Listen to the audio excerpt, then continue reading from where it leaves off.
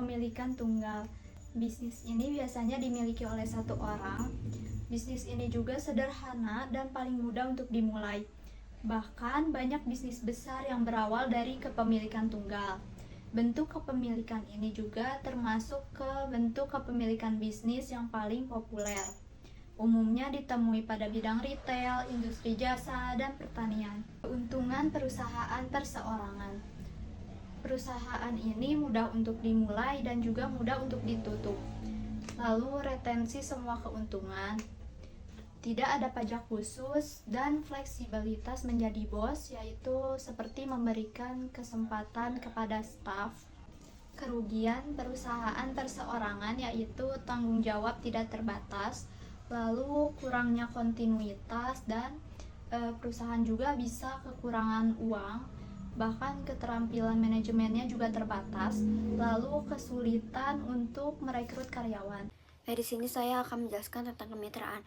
Apa sih itu kemitraan? Kemitraan adalah hubungan kerjasama antara dua pihak atau lebih yang memiliki tujuan bersama untuk mencapai hasil atau keuntungan tertentu. Yang pertama ini adalah suatu perkumpulan sukarela. Kedua adalah bentuk kepemilikan yang kurang umum dibandingkan kepemilikan tunggal. Yang ketiga ini adalah tidak ada batasan hukum mengenai jumlah maksimum mitra. Yang keempat ini adalah kemitraan dalam bidang akuntansi, hukum, dan periklanan yang memiliki banyak kemitraan. Yang kelima adalah kemitraan merupakan penyatuan bakat-bakat khusus. Selanjutnya saya akan menyampaikan jenis-jenis mitra, perjanjian kemitraan, juga keuntungan dan kerugian kemitraan.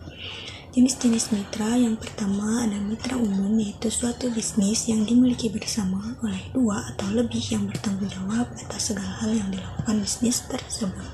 Yang kedua, mitra terbatas, yaitu seseorang yang memberikan kontribusi modal kepada suatu bisnis tetapi tidak memiliki tanggung jawab manajemen. Perjanjian kemitraan itu harus menyatakan siapa yang akan membuat keputusan akhir, apa saja tugas masing-masing mitra, berapa banyak masing-masing mitra itu akan berinvestasi, berapa besar keuntungan atau kerugian yang diterima, serta bagaimana kemitraan dapat dibubarkan. Keuntungan kemitraan yang pertama, kemudahan memulai untuk ketersediaan modal dan kredit. Yang kedua, gabungan keterampilan dan pengetahuan bisnis. Kerugian kemitraan yang pertama, tanggung jawab tidak terbatas. Dua, perbedaan pendapat manajemen.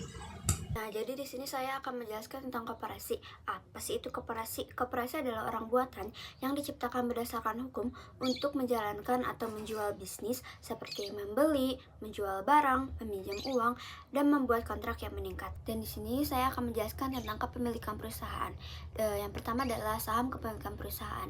Saham adalah unit dalam kepemilikan perusahaan. Jadi di setiap saham ini memiliki bagian kecil dari perusahaan tersebut.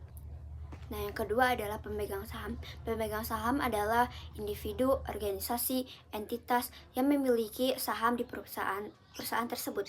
Jadi pemegang saham ini bisa dari berbagai pihak seperti individu, investor, lembaga keuangan, bahkan dari perusahaan lainnya. Yang ketiga adalah perusahaan tertutup. Perusahaan tertutup ini adalah perusahaan yang tidak dipublikkan di pasar saham. Jadi saham ini tuh hanya dimiliki oleh individu terbatas atau keluarga. Keempat adalah perusahaan terbuka. Perusahaan terbuka ini kebalikannya dari perusahaan tertutup. Jadi perusahaan terbuka ini saham yang diperdagangkan di pasar saham.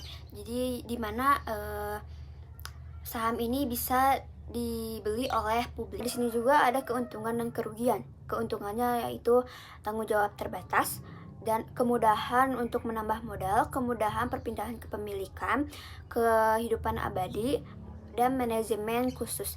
Kerugiannya adalah kesulitan biaya pembentukan peraturan pemerintah, konflik dan korporasi, pajak berganda, dan kurangnya kerahasiaan. Ada perusahaan nirlaba. Perusahaan nirlaba ini tidak mencari keuntungan tetapi melayani publik.